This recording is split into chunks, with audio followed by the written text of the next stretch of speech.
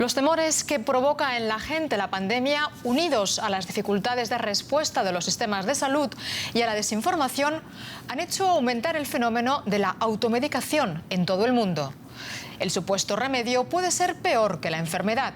Y es que esta práctica incluye ingerir sin receta fármacos que lo requieren, así como el uso irracional de sustancias de venta libre. El fenómeno de la automedicación está muy arraigado en Latinoamérica, incluso antes de que la COVID trastocara nuestras vidas.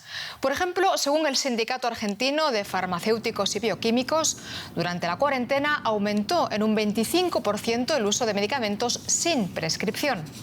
Por otra parte, en Perú, un estudio señala que con la pandemia se ha reducido la edad media de las personas que se automedican y que esta práctica también se ha incrementado en mujeres. La Organización Panamericana de la Salud alerta del peligro de este fenómeno. Sobre todo subraya el riesgo de consumir de manera irracional antibióticos y otros medicamentos antimicrobianos debido a que estos generan resistencia y disminuyen la efectividad de los fármacos para el tratamiento de enfermedades. Y uno de los medicamentos más demandados para hacer frente a la pandemia es la ivermectina. A pesar de que la Organización Mundial de la Salud y las autoridades sanitarias europeas y estadounidenses no aconsejan su uso. La ivermectina, un antiparasitario, atrajo la atención de todo el mundo después de que los primeros estudios sugiriesen que podía tener efectos beneficiosos en la lucha contra el coronavirus. La Administración de Medicamentos y Alimentos de Estados Unidos volvía a recordar recientemente que la ivermectina no está aprobada para usarla contra la COVID-19. La agencia envió estas palabras por Twitter: "No eres un caballo, no eres una vaca, en serio, paren ya".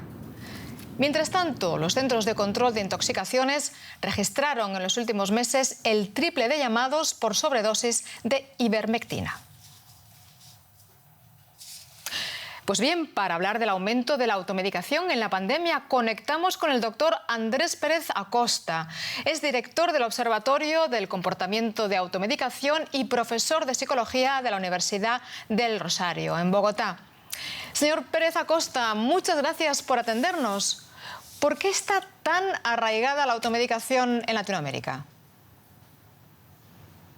Bueno, muchas gracias a ustedes. El fenómeno de automedicación, que efectivamente está arraigado desde antes de la pandemia, tiene por lo menos dos grandes antecedentes macro. Por un lado, está la implantación en las últimas décadas de modelos neoliberales de salud que han generado una liberación del comercio de los medicamentos de venta libre, que pues ahora pululan en las grandes superficies, incluso en las tiendas de barrio, por un lado. Pero por otro lado, los sistemas de salud que son inequitativos y que han sido, digamos, no atienden de manera igual a toda la población, generan dificultades en el acceso a los servicios de salud y a los medicamentos básicos. Toda esta combinación ha hecho que en nuestra región el fenómeno de automedicación se haya digamos, agravado, pero con la pandemia pues se haya empeorado. Efectivamente, este fenómeno ha aumentado mucho durante la pandemia. ¿A qué se debe? Bien, hay que tener presente que el coronavirus es una enfermedad nueva, es una enfermedad que, digamos, hasta ahora se está conociendo, que no tiene una cura, definitivamente, aunque sí tiene vacunación, por supuesto. Pero desde el año pasado, cuando comenzó la pandemia, pues esta incertidumbre ha generado un pánico colectivo global. Y esta situación es un motivante importante para la automedicación en varios frentes. Por un lado, para buscar una supuesta prevención de la enfermedad. Por otro lado, está buscar paliar los síntomas o la enfermedad misma en caso de que se presente. Y también detectamos una automedicación que se ha exacerbado para enfrentar las consecuencias en salud mental ante el miedo a la pandemia, también pues por las consecuencias de los confinamientos etcétera. Entonces, digamos que la situación de base sería el miedo a una enfermedad que aún sigue siendo desconocida y que pues presenta nuevas variantes como el Delta. Señor Pérez Acosta, ¿y qué consecuencias puede tener para la salud automedicarse frente a la COVID-19? Bien, las consecuencias son un espectro en este caso que van desde nada, es decir, como sucede con los placebos, con sustancias que aparentemente se servirían, pero realmente no tienen ninguna consecuencia. Y esto sucede especialmente con sustancias que se promueven por redes sociales, hasta consecuencias muy graves, letales, intoxicación y muerte, efectivamente, por ingesta de sustancias, digamos, tan peligrosas como el dióxido de cloro, o también las que fueron mencionadas previamente, la ivermectina, la hidroxicloroquina, cuando se abusa de ellas y por supuesto se consume en situaciones, digamos, por fuera de la indicación adecuada, pues tienen serios riesgos de intoxicación, y tocaría mirarlos cuadro a cuadro, es decir, remedio o sustancia por sustancia para entender mejor esas consecuencias. También ha aumentado el uso de antibióticos. ¿Cree usted que su consumo inadecuado podría ser la causa de la próxima pandemia? Bueno, de hecho, la resistencia microbiana a los antibióticos ya es una pandemia, ya lo era desde antes del actual de COVID-19. En 2014, la Organización Mundial de la Salud ya había advertido sobre el fenómeno de la resistencia microbiana y su alcance global.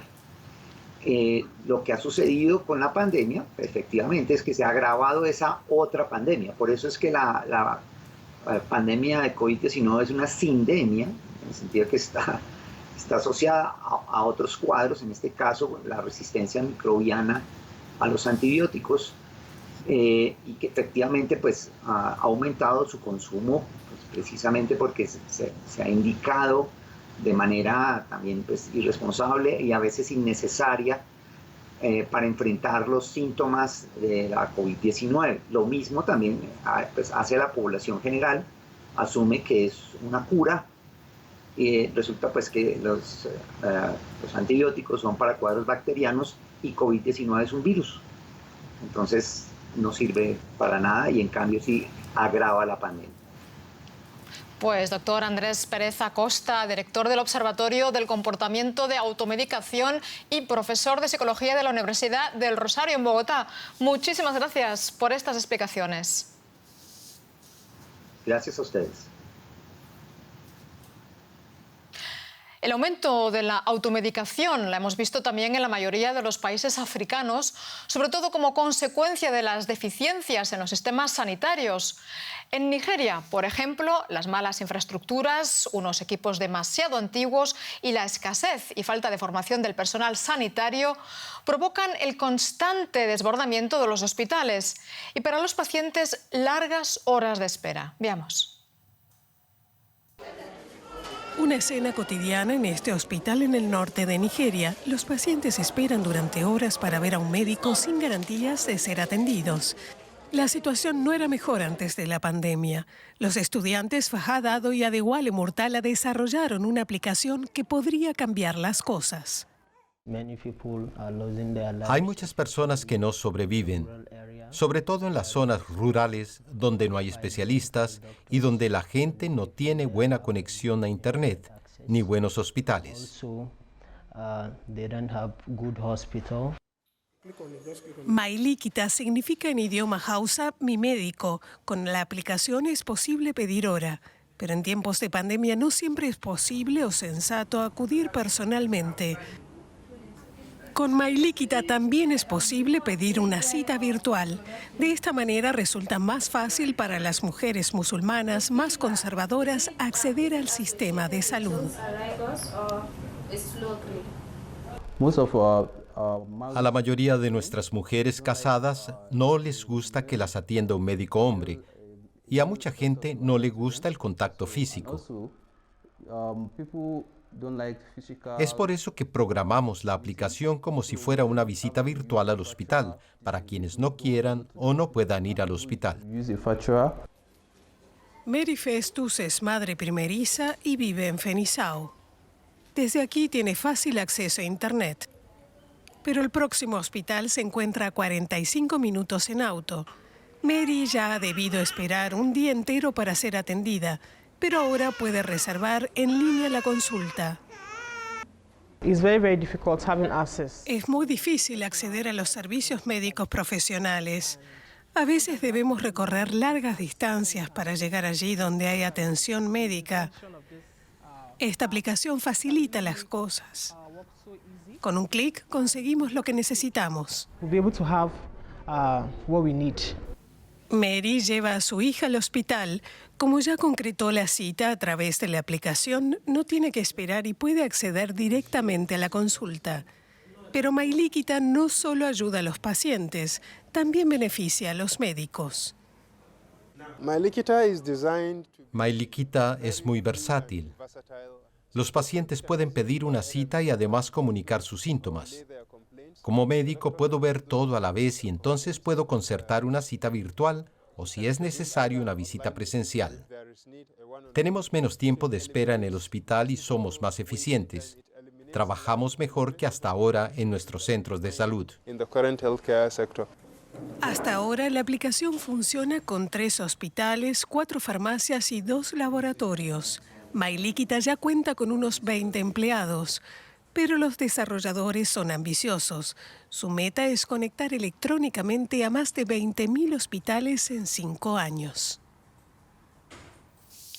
Y hasta aquí nuestro especial diario sobre la pandemia de COVID-19. Recuerden que estar bien informados es una de las mejores formas de combatir el coronavirus. En nuestra página web y redes sociales encontrarán información contrastada sobre la evolución de la pandemia y otros asuntos de interés. Muchas gracias por su confianza y cuídense mucho. Hasta pronto.